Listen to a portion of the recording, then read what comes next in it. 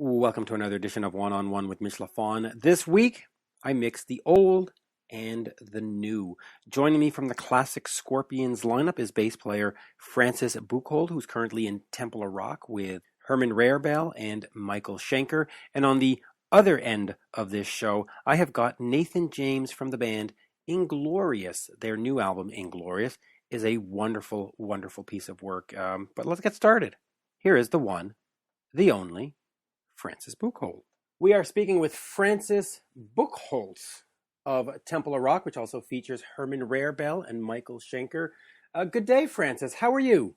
I'm doing fine. Hi. How are you? Great. It is an absolute pleasure to talk to you. The latest album, Spirit on a Mission, is wonderful. I mean, it's one of the best albums that came out in 2015. Oh, thank you. And, of course, being a huge Scorpion fan, all that stuff you did in the past, which we'll talk about at some point too, was great. But let's get back to Temple of Rock. You joined Michael again roughly around 2012, and you did the Live in Europe CD compilation. Talk to me about getting back in a group with both Herman and Michael. What sort of compelled you and said, yeah, this is a good idea? I mean, I got a phone call from Michael's management if I wanted to join. And because the bass player, Pete, was ill. So I thought, okay, I can do this one little tour, and join and help out. And apparently Pete couldn't do it anymore. So I stayed. That's basically the whole story. Yeah, it's a simple story. And, of course, before that, you were involved with Uli Jon Roth for a couple of tours, too. But there's so much to go over. Let me start there. After Crazy World in 92, you sort of, maybe for the lack of a better word, disappeared from the scene. Why was it important for you to just sort of take a break and step back from touring and recording and just say, okay, this is Francis time? First of all, I had been touring for about almost 20 years with the Scorpions. And I had 3 children. And when I had left the Scorpions, my twin daughters were born. I had a son already who was 2 years old by that time. And I just needed some time off to look after my family. And the main reason was a disagreement within the band about the management, about the future, about the past. And I didn't feel comfortable with the new people coming in. And that was the main reason why I was not, how can I say it, why I didn't want to go on. Okay. And then Uli calls you around 2005. And what spurs the decision to say, okay, it's time? I was basically, I have had it with the music business by the time I left the Scorpions. And I didn't want to go back. And I didn't see myself, standing on small stages again and start from scratch. So I have had it all, and I was a happy man. You know what I mean? Right, of course. Uli called me and said, Francis, it's basically a similar situation like with Michael, I need a bass player, and do you want to do it, So I said, what are we doing? Okay, let's meet and play a bit, And it clicked, and it was fun. Uli is a great guy to be with, and he's a very old friend. I mean, I played together with him when he was a very young child. I helped him with mathematics when I had my band already, and he came, that was in the 60s. He came with his guitar when we played. Can I play a song with you guys, So we played What's Going On from 10 years after. He could play this guitar solo as a 16-year-old. He could play that guitar solo tone by tone. Anyway, so that is my relationship with Uli, is a very long relationship. And he said, can you join my band, to play a bit bass, So I did it. And we worked together. I think the cooperation lasted 1.5 years. And it was fun, but we didn't come to record an album. Right. Because he wanted, I have the answer, because he wanted to go a different way, He wanted to go classical music and not rock. And I wanted a rock band. So that was the point when we had to split ways. Yeah, and that sort of seems to be the history with Uli. He always has to go out and explore new avenues and do new things with the instrument and the sky guitar. So Michael's management calls and says, come and join us for these live dates, fill in. And it goes out well. You do the CD, the DVD, everything is... Oh, didn't say anything. I didn't say, I just was asked for the live dates, Right. And we take it from there, Nobody said anything about, DVDs and all that, I had no idea. But it came out great. And then when does the discussion start about, hey, you know what, this is working, let's do Bridge the Gap, let's get in the studio and make new music? I felt it already when right after the management called me, they asked me to come to Brighton and to do a little session with Michael and Herman and see if it works. And I went there. I rehearsed a couple of songs we wanted to work on. So I listened to them at home and went over the chord progressions and so on. So I knew what I wanted to play. Got there and we played and it immediately clicked. It was like we played as if we had played together for 100 years. So I felt very. It was lots of everybody was in smiles and you can tell that it worked. It was a working relationship which was just sleeping for a couple of 10 years, 20 years, something like that. You know what I mean? Did it feel so? So it felt good to get back in the studio, and of course, it leads us to Spirit on a Mission. Is this now something that you see for your future, where there'll be a third studio album and a fourth studio album, or is this still pretty much sort of a honeymoon where it'll be what it'll be, and if it lasts, great, and if it doesn't, that's fine too? It's a honeymoon, of course. I'm still on a honeymoon. We don't have any further plans right now. We just about finishing a tour in Europe. We have a couple of more shows to go. We are in the UK right now. What we did last year, after the Spirit on a Mission came out, we did a tour in America and about 7 weeks or something. And then we did summer festivals in Europe. And we did a tour of Europe in autumn. We did in the summer. We did also a tour of Japan, and we did a European tour in the autumn, starting October 20th. And we are just about to finish this tour. We had a break over Christmas and New Year. So, the next plan is to release the live recordings we did in Madrid. We did a live video recording. And that's been just in the process of being, finished. And I'm looking very much forward to that. Scorpions, they just released 8 albums as part of the 50th anniversary, these deluxe editions. And on them, there's interviews with, of course, the current band members. There's interviews with Herman. There's interviews with Uli. You're noticeably absent from all of that. Is there a reason? Were you simply not invited, or were you invited and said, "Nah, that's my past. I don't want to, I don't want to go there"? I didn't get the invitation, so I knew about the interviews because Herman told me I'm going to do an interview. Right. I said if I don't get invited, I'm not going to do an interview. That's it. Is that? And I don't mean to pry too much, but is that sort of indicative of some kind of bad blood going on with the band, or is it simply just bad blood with management? I think the record company just didn't invite me, and I didn't want to run after them. That's all. I'm not running after somebody to interview me. Well, no, and nor should you. And it's kind of silly because when you talk about the classic lineup of a band, whether it's Kiss or Metallica, or you're the bass player of the classic lineup, so it's somewhat disappointing, I guess, to not have been called. I was, of course, disappointed that I was not invited, but I didn't want to run after that. Fair enough.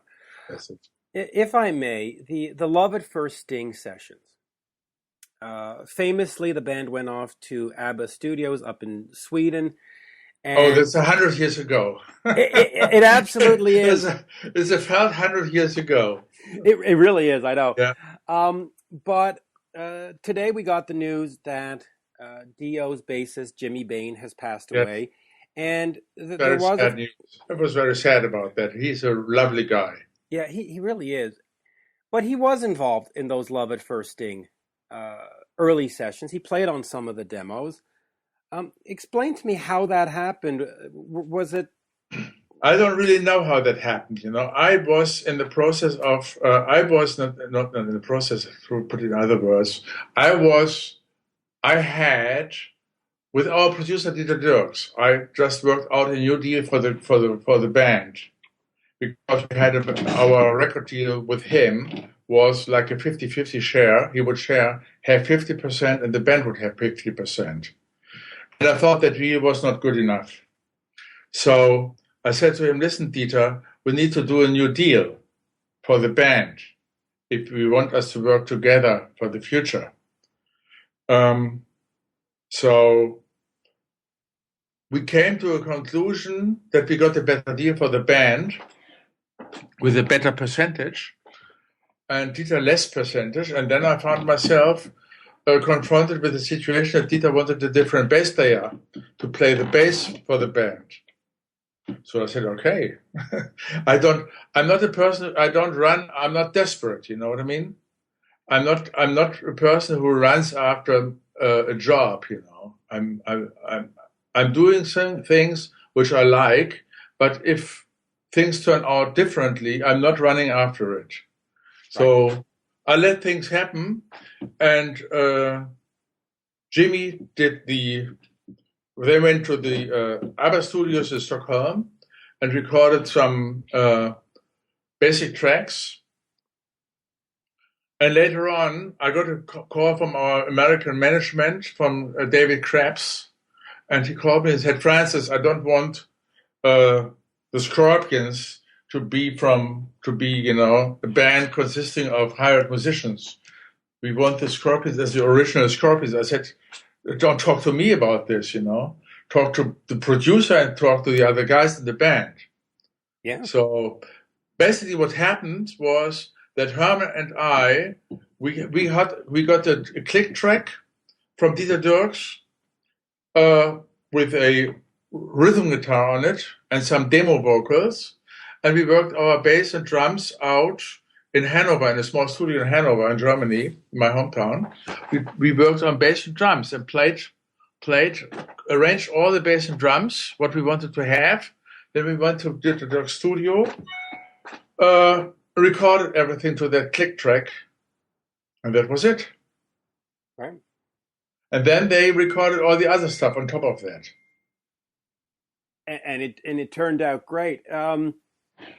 It was, and of course the drummer was Bobby Rondinelli, who also played on that. Yeah, but both the recordings were not used. You know what I mean? Right. So on the album, it's the original band. People were thinking it was not the original band, but then we would have announced that. Right. When Uli left the band, the popularity seems to have skyrocketed.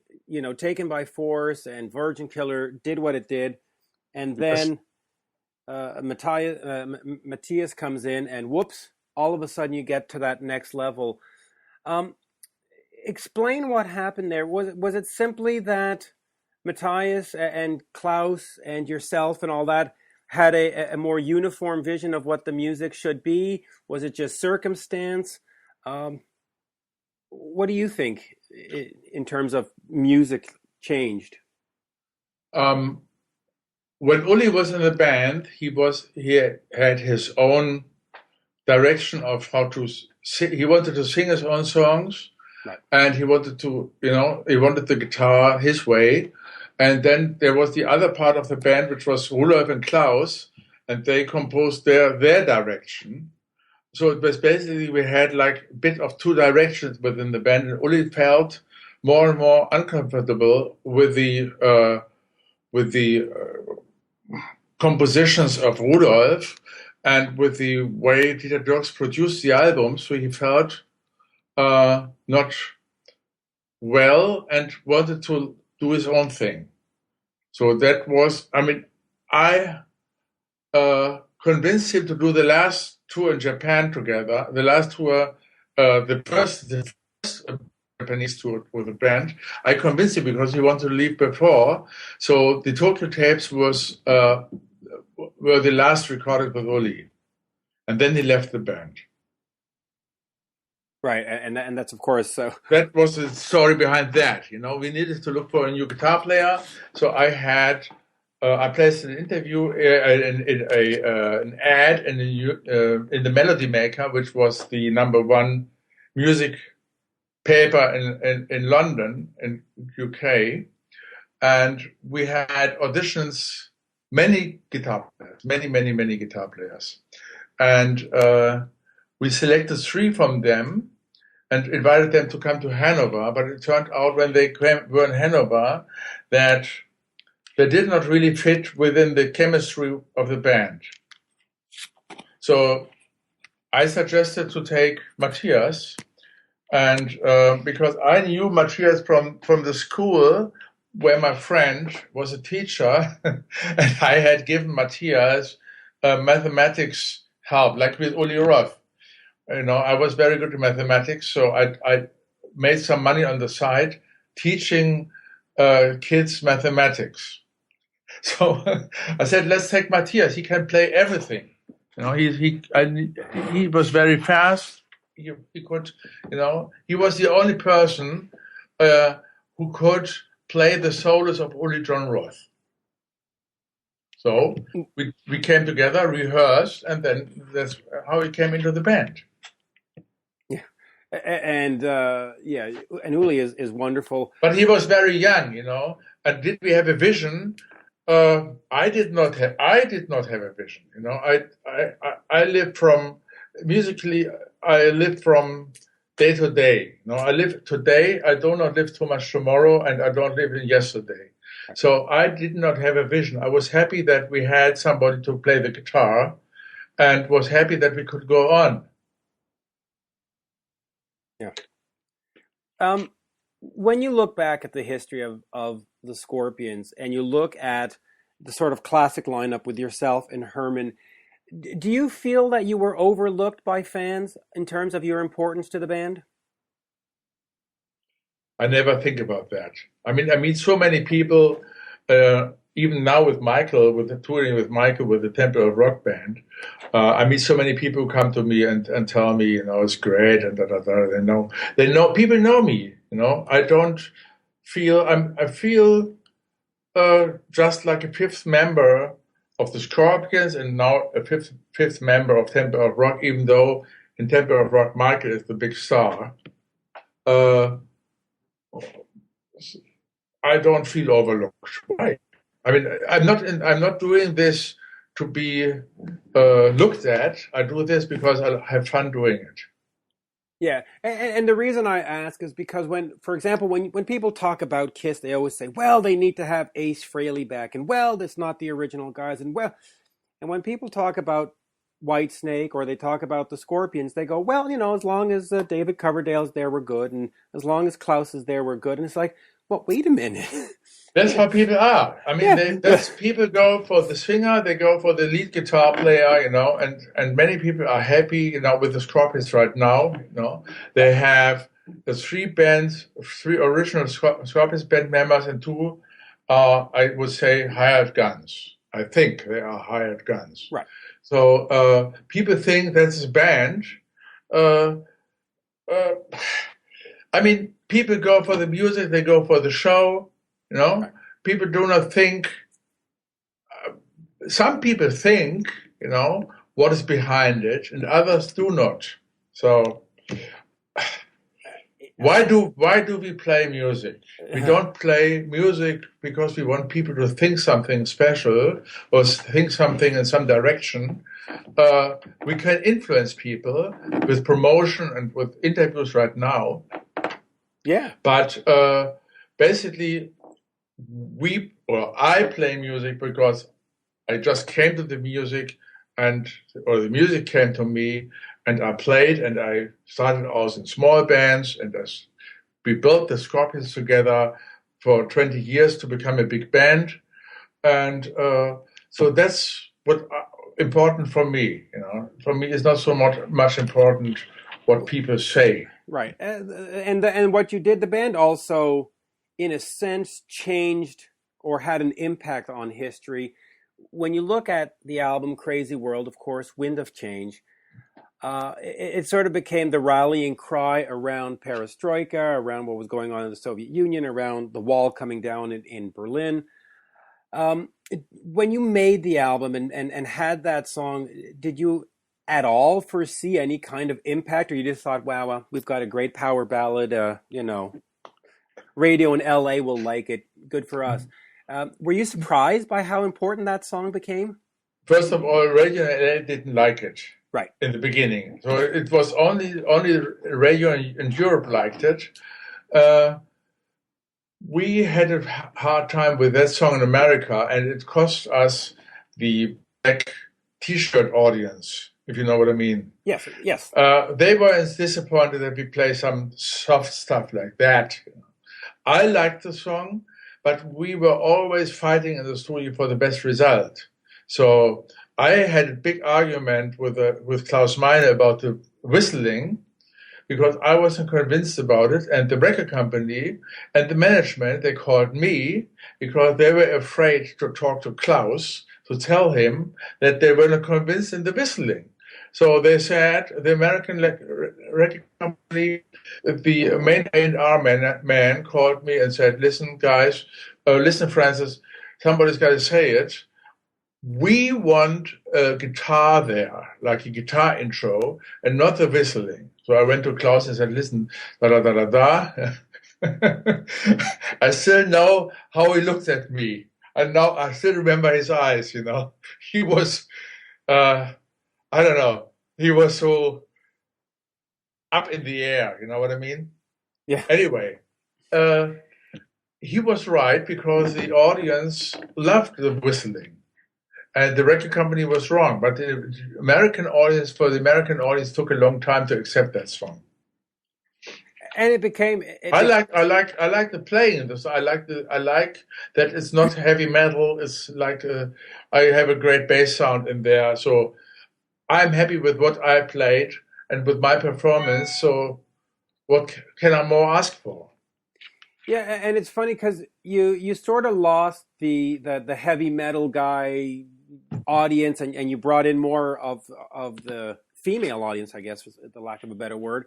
Yeah. But yet the Scorpions had always done big power ballads. When you think of course, Holiday and Still Loving You, and Is There Anybody Out There, and why do you think this one had that impact where that male heavy metal crowd couldn't follow along? Why did it sort of turn them off? I cannot explain it. It's possibly the whistling. I don't know. It's a different. The other songs were composed by Rudolf or by Michael. This one was composed by Klaus. This was Klaus' first composition with the band. So when he brought it to the band was insecure whether we should think whether we liked the song or not, So it was a big discussion about this song within the band. I don't really know. I mean, this is something not for me because I'm too close to the picture to analyze, why people would like something more or something less. In terms of stuff outside of the Scorpions and outside of Michael Schenker and Uli, you had the book Bass Magic. You had, of course, the Rock Sound Company. Are you still involved in rock sound or in that kind of industry? And after Bass Magic came out in German only, there was talk of eventually another book. Yeah, I was not really behind that. I wrote that book because I was asked to, and I had a co-writer to help me with it.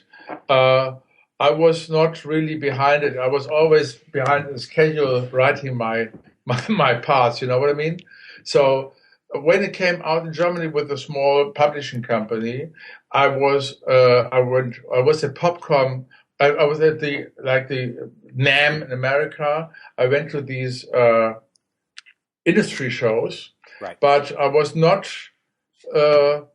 involved in trying to get this book, released in America, transferred into English language, and so on. So I just didn't do anything with it. I didn't do any promotion for it, and it came out, and that was all. And when you don't feature something, nothing will happen with it. Right. And it was not so much. It was not so much my ego that I needed this book to be something. Is there plans for a second book? Are you the kind that is going to do the whole sort of tell all? Here's all the dirt from 1975. Yeah, no. I'm working on something, like a history of what happened with the Scorpions, and myself and my person. I'm having that and working on it in my computer.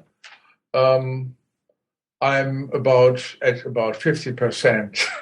Right. So it will take some more time. I hope I will survive that time and not die before. So that book will come out someday. Yeah, I look forward to it. And then will be transferred into English. And I look forward to more. It'll be interesting, which show some interesting insight. Well, which I'm looking forward to insight. Talked about it yet.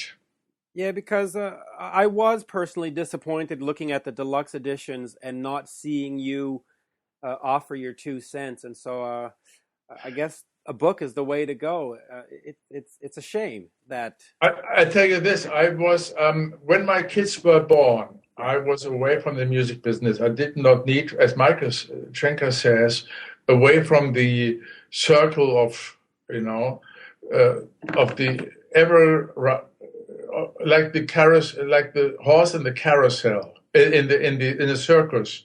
You run in circles in a circus. You do a record, you do a tour, you do a record, you do a tour. And after 20 years, I needed to get away from that and concentrate on different things. So I concentrated on my PA company. I was involved in politics in my hometown. I did so many different things, that were very fulfilling for me. So I did not need the music. I did not need music to express myself. Right. But now I'm back in the circle. And it feels good. Yeah. And it sounds good. Yeah, and also I tell you this, after 20 years being on stage, I had lost my virginity in terms of music.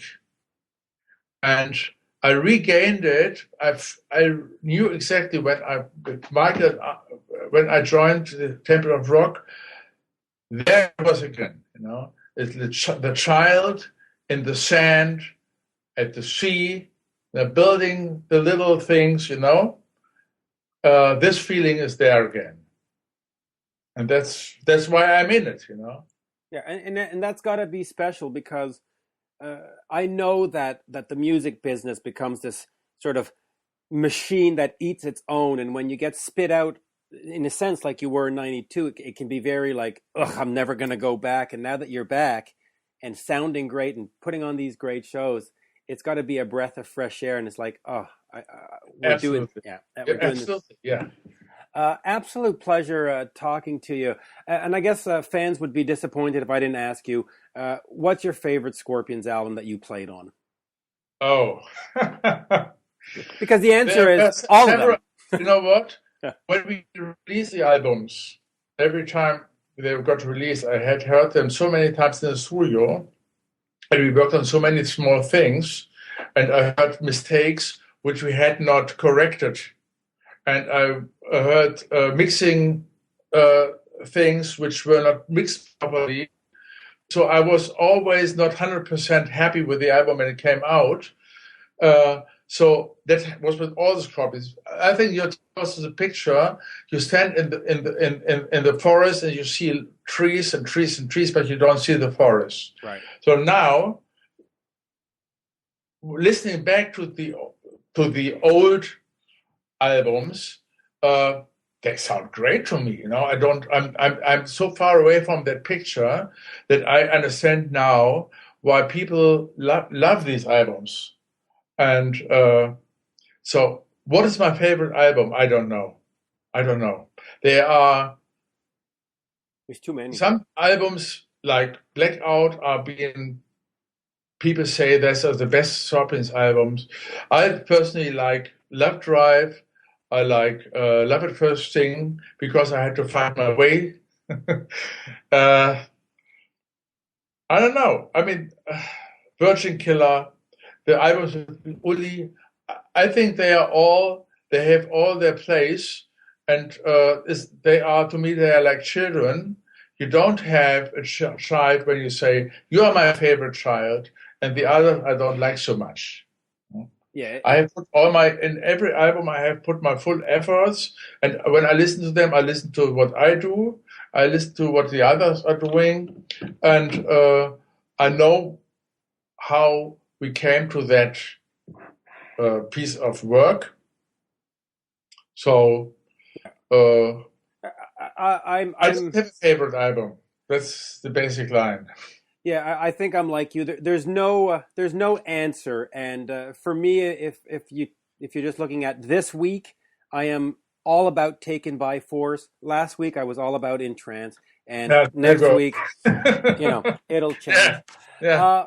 Francis, a great pleasure, and I'm looking forward to more work with Michael and Herman, because I think together it just sounds right. And there's really no other word for it. It just sounds right. Yeah, and, thank you. And thank you for your time today. Absolute pleasure. Thank you, Mitch. Thank you. You take care. Thank you. Bye-bye. Bye. And there you have it, folks, my interview with bassman Francis Buchholz of Temple of Rock, and, of course, the classic Scorpions lineup. Now, let's move on to the new. Nathan James of the band Inglorious. They mix, in fact, a lot of influences in there. Some old Deep Purple, UFO, Whitesnake, and everything else. And, of course, Nathan sang with Uli Jon Roth on his Scorpions Revisited album. A great, great voice, a great, great album. I'm sure you'll enjoy. So let's get right into it. Here is Nathan James. We are speaking with Nathan James of the band Inglorious, also from the TV show Superstar.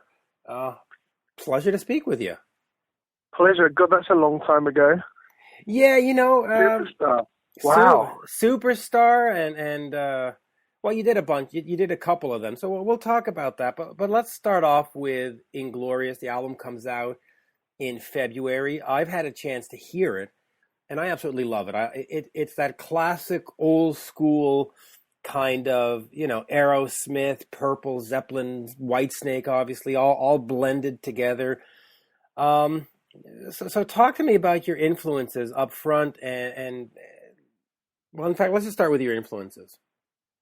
My influences, personally, are the great singers of all time. Mm-hmm. And that's the reason I got into those bands. I actually discovered voices before I really fell in love with bands. So Glenn Hughes, David Coverdale, Robert Plant, Paul Rodgers, Stephen, pretty much everyone you just mentioned, I suppose. I love blues, I love soul, I love big, rich voices that do amazing things. And what brought you to this point of getting a band together? Because I know in, I guess, 2014, you put out a Nathan James album. It had Sweet Child of Mine on it and had all. Why all of a sudden get yourself into a band situation? It's what I've wanted to do for a long time.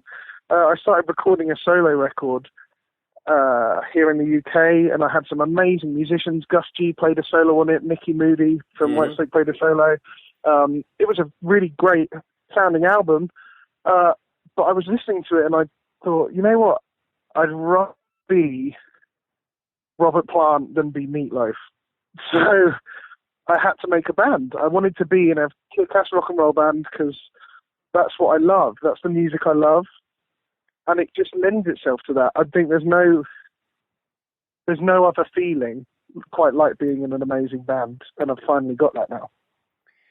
Talk to me about the difficulties or the challenges of getting this band off the ground, because, you know, the marketplace has changed over the last few years. It's not always obvious to find a record company.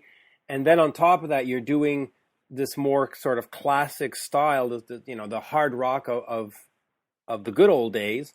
Were there challenges? Did people sort of say, hey, yeah, great, you sing nice, but, I mean, did you get a lot of that? Not really. People, I think genuinely the world is crying out for talent. I think people have got so bored with listening to people that can't sing and can't play their instruments and use backing tracks and everything's fake and auto-tunes within an inch of its life, that people are desperate to hear people like they used to hear reality. And that's exactly what was hard about this band, is that I had to find musicians in an age where there's not many people my age, under 30, who dedicated like all of my heroes did, you know. There's not people who sat there in their bedrooms learning how to become a master at the guitar. People don't have that mind capacity anymore. It's taken up by so many other stupid things. But yeah, I had to find people that were good enough, and I've been quite spoiled in the guitarist that I've stood next to. In Trans-Siberian Orchestra, I was with Al Petrelli, and I sung for Uli Jon Roth, who is incredible. So I knew what I wanted from a guitar player, and from the rest of my band as well. Yeah, in fact, let me get on to that. I've interviewed Uli and stuff, and I bought the album, which is called Scorpions Revisited, where Uli goes back and plays the Scorpion era songs that he was a part of. What was that like for you, first of all, to be next to Uli, and also, you know, Klaus Meine, his voice is very, very particular. It's you know, a Scorpion song without his voice is just a song. It's not actually, you know. What was the challenges of living up to Klaus and being next to Uli? I gained a huge respect for Klaus as a singer. The songs were so high. First off, that was something that I didn't realize. It's relentless singing, some serious acrobatic singing, and I really enjoy that. I like a challenge. Also, being with Uli is incredible. We actually recorded the majority of that album in the same school hall in Hanover where the Scorpions rehearsed when they first started 40 years prior. So that was pretty amazing. Yeah, it was a really nice experience, actually. Really quick, really easy. Uli is the loudest guitar player on the planet. I don't know if you know that. Yeah. There's none louder than Uli Jon Roth. It sometimes is challenging to pitch yourself on stage with Uli if you haven't got in-ear monitors, but it's an amazing experience. There is nothing like him. Glenn Hughes calls him, and I think that's very, very apt. He's a very intelligent man, and he lives and breathes music. Now the phone dropped out when you were telling me what Glenn Hughes was saying, but we'll just keep going. Were you a fan of that era of the Scorpions? Because, you know, most fans, you know, in North America and maybe parts of Europe, it was Rock You Like a Hurricane. It was Big City Nights. Did you go back and say, wow, in trance, that's you know, We'll Burn the Sky? It's kind of interesting. That's the stuff I like. I like the bluesy stuff. So one of my favorite songs is Virgin Killer. I love singing that song. It's such a high song to sing, really quick, fast-paced, exciting rock and roll. It's not overproduced. All of those early records sound amazing.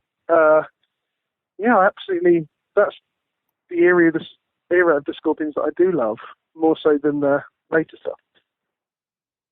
Let me go back in your history if I can. You were on a version of The Voice UK, and you came out and you did Bon Jovi's Living Like a Prayer, and the 4 judges obviously must have been stoned because they didn't understand what talent was. They didn't turn around, and you you walked away. What was that feeling like? Were you surprised? Because I mean, you do have a fantastic voice. Was it shocking? Walk me through that emotion a bit. Okay. Honestly, I was pissed off. I was really angry. Yeah.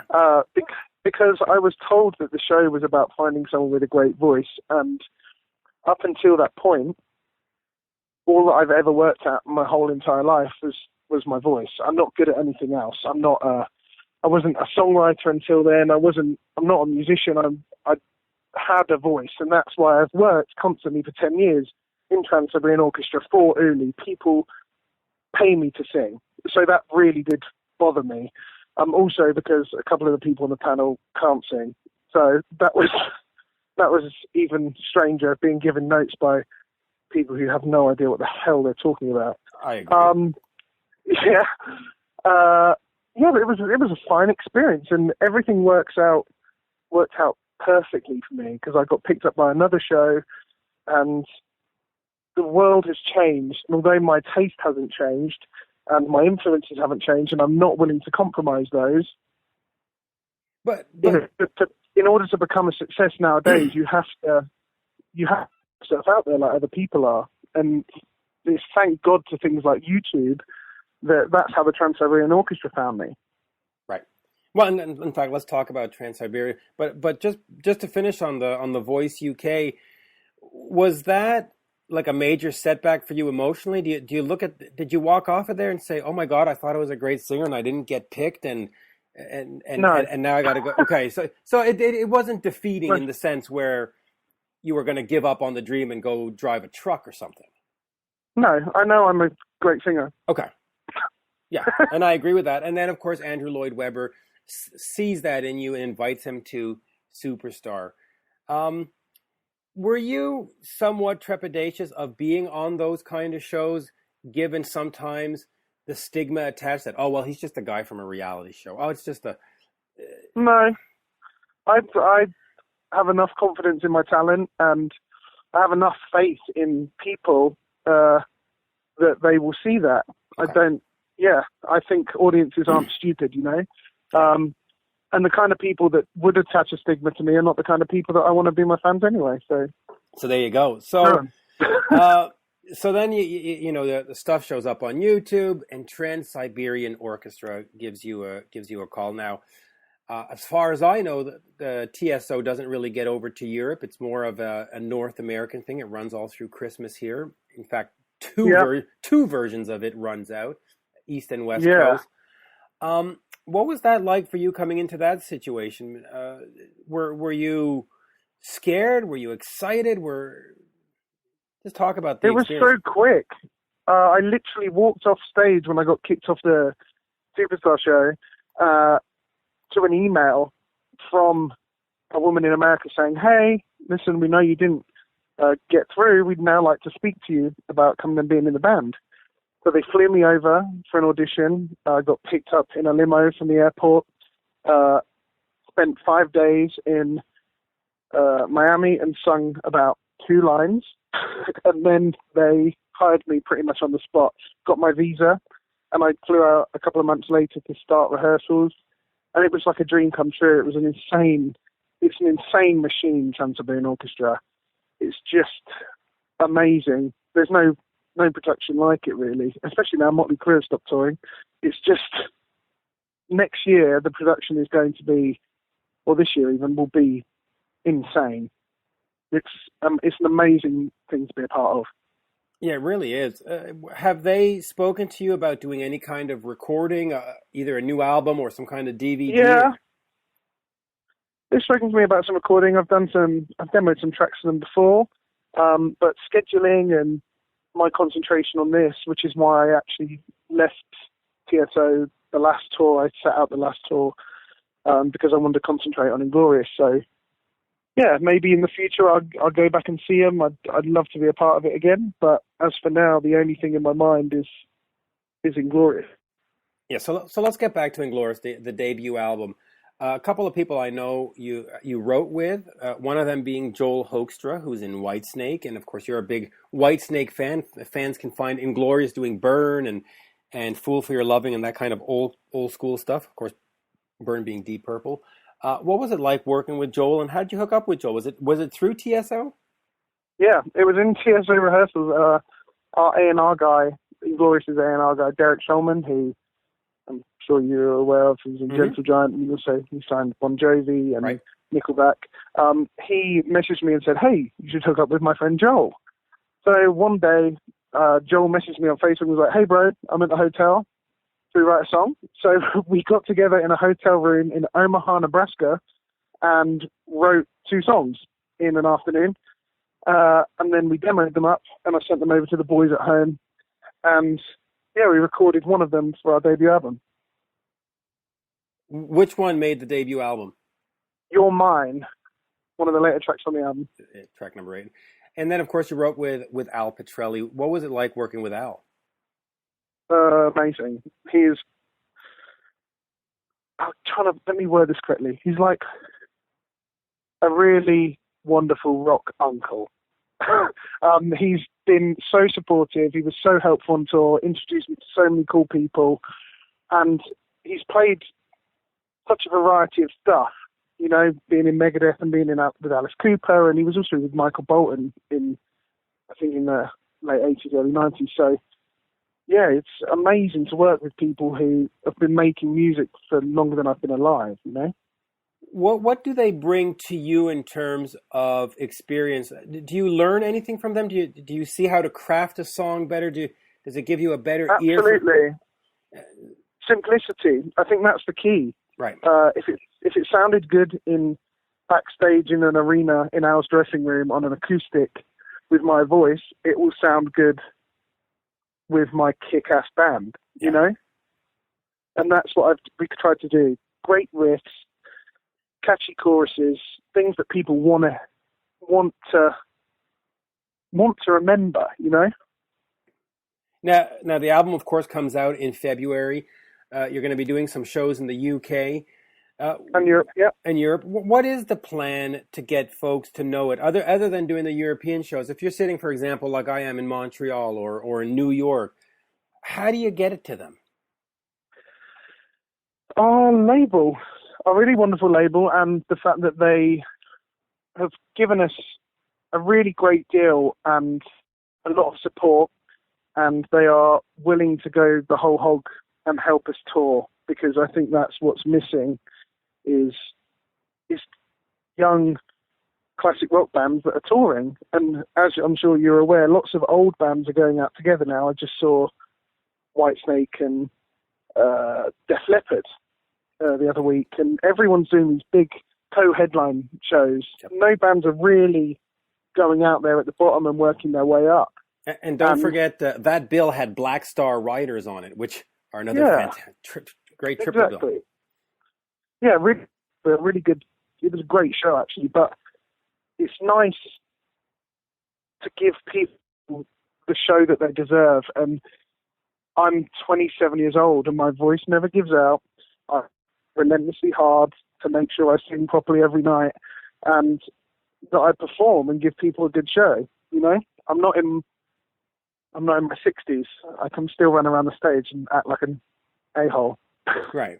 Well, there's a few 60-year-olds that can still. I mean, Alice is still doing it. But Alice is. Speaking of the heritage acts that are still out there, Axl Rose, Duff McKagan, and Slash are coming back in a version of Guns N' Roses. You've covered About Time. Yeah, and you've covered Sweet Child of Mine. What are your thoughts about that? I mean, how exciting is that, right?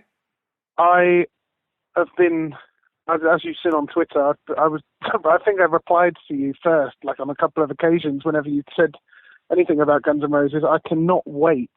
I wish I could be at Coachella. But yeah, I'm going to have to wait till it comes over here. It's going to be massive. It's going to be what the fans deserve, and I truly believe that's hopefully their intention. I hope that's what they're doing it for. I hope they're doing it because the fans want it. Because if so, a lot of people are going to be very happy. Yeah, I think, it's for the fans also, but I think it's somewhat for themselves. They didn't really break up. They just sort of faded away where, one guy fell off to the wayside and the other guy decided. And I don't think I don't think any of them had it finished the way it should have finished or should have done. And no, and it's nice to see them come back and can you imagine them at Donington or at Reading how great would that be? Well, that's what I'm holding out for. I'm hoping either this year or next year they're going to get over to the UK and to Europe, because every single person that is a rock fan is talking about it in the world right now. So it'd be great if they honoured all of them and went and saw these people. Yeah, 2-year massive tour.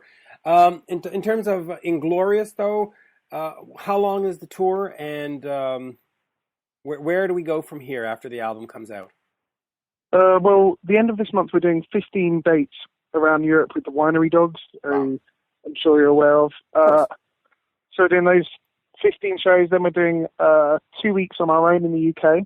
We've got some festivals lined up for this year, and we're going to work on something quite exciting for the end of summer, maybe going further afield. So I will let you know when that happens. We're in talks with the band at the moment. So that's great. Is as a new band, is it? Do you plan on working the cycle of this album for a long time, or would you like to get back in a studio like in 6 months or by early next year and get a second one done, or are you into this? Let it sit for 2 years and we'll do it again. No. We want to have enough material to play our own 2-hour set, And at the moment, we've only got an album that people know, so we're gonna get back into the studio as soon as possible. Right. We're already writing for album 2, and we're looking forward to that. That's also what is cool about this album, is that the way it was recorded, it's tracked live. There's no guitar overdubs. There's no doubling. There's no doubling of my vocal. There's no auto-tune. There's no click tracks. What people hear on that album is what they will hear if they come and see us live, and there's not enough of that around, in my opinion. Everything's so overproduced, and lots of bands are not able to pull off live what they're giving people on a CD. So, if people like the album, come and see a show. Yeah, I fully agree with that. Now, like I said, I have the album. I've heard the album. I love the album, and I say this in all sincerity. When I got it, after listening to it, I started my year-end best of 2016 list already, and I said, okay, well, this one goes on, and we'll see, by the end of the year, if it's still in the top 10. I think it'll still be in the top 3, quite frankly. So wow, thank you very much, Mitch. That means a lot. Yeah, so kudos to you. It's a great album, and I encourage everybody to pick up Inglorious by Inglorious with Nathan James. Nathan, great pleasure. Thank you. Pleasure speaking to you, Mitch. Thank you so much. Absolutely. And there you have it, folks. My interview with Nathan James of the band Inglorious. Their new album, Inglorious, out now. It sounds absolutely fantastic. I definitely recommend picking that up. And, of course, don't forget to pick up Spirit on a Mission by Temple of Rock, featuring Francis Buchholz, my guest earlier in the show, and also Michael Schenker and Herman Rarebell. All the way around, if you pick up both these albums, you cannot lose, as they are both fantastic. Again, thank you, folks, for listening. If you want to find me, head over to Twitter, at Mitch Lafon, and the Facebook page, One-on-One Mitch Lafon. And as always, bye for now.